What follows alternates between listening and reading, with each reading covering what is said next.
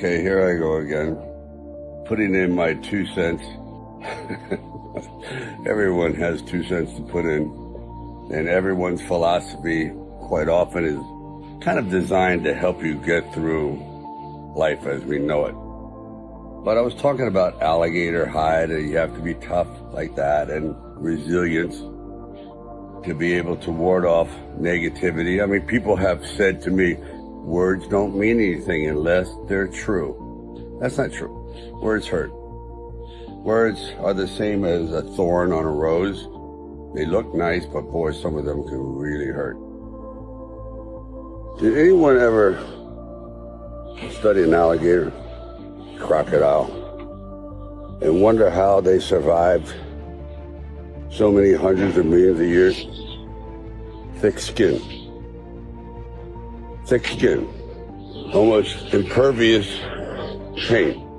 That is an element that I think is so necessary in this day and age to be successful. Talent. All right. That's a given. You have to have some of that. Ambition. Yeah.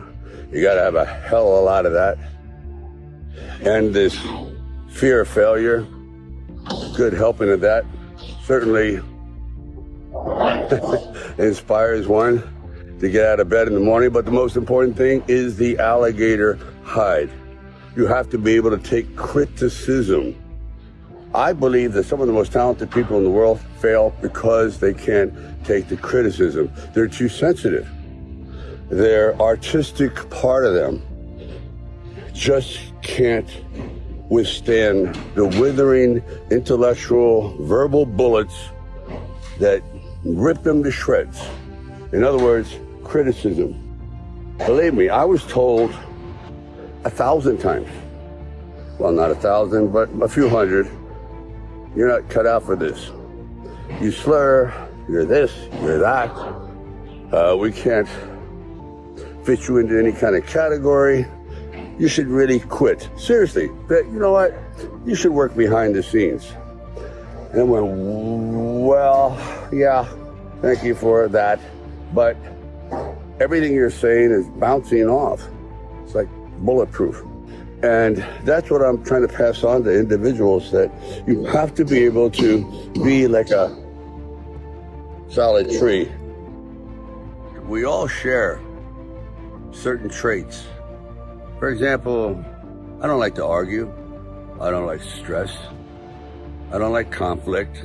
But sometimes you have to face the conflict and the stress and the source of that and get it out of the way. Don't keep it inside. Somehow you have to purge yourself of this thing that's eating you alive. There's different ways of doing it. Getting it to someone's grill, or you start to use your head and work your way around the problem without offending anyone, but you're getting your point across. But sometimes you just have to offend someone who's offending you. That's fair. And it takes courage. Actually, it takes courage to do a lot of things. It takes a lot of guts to stay in school. It's courage. It takes courage to get up every morning, and bravery, and pushing yourself when you don't want to go to work, to supply food for yourself and your family. It takes courage to stick your head above the crowd and voice your own opinion, even though it's not a popular one, but it's one that you feel so deep in your soul that you have to get it out. You can't go through life living on lies. Quite often, you just have to stand up and grab life by the throat and not let go until you succeed. Courage. You all have it. It's just pushing the red button. Keep punching. Am I going to be caught in this time warp called the past? Because quite often, let's face it, your problems are from the past.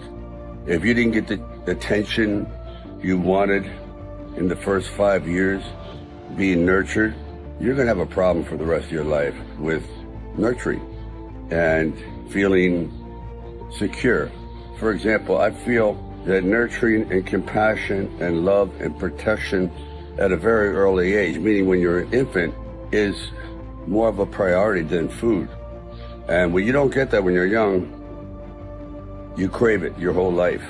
And quite often, it's also an incentive to do something with your life, to fill it up with some sense of accomplishment, or it's a release for anger, whatever it is. Quite often, I have found that the most damaged people have been the most productive. I know it's a horrible thing to say, but people that are missing chunks in their heart, gaps in their soul, because they weren't given the love and attention when they were very young, that can't be compensated for. Those are holes. Those doors are shut. So it's up to you to lay the groundwork for your future, to not do what other people did to you. So it's juggling. So here's to you all, keeping all these objects in the air and knowing that it's never perfect. Life is one big juggling act. It's like, how do you keep all these objects going around, and then when you drop a few, you got to pick it up again? But it's juggling. You juggle happiness with grief.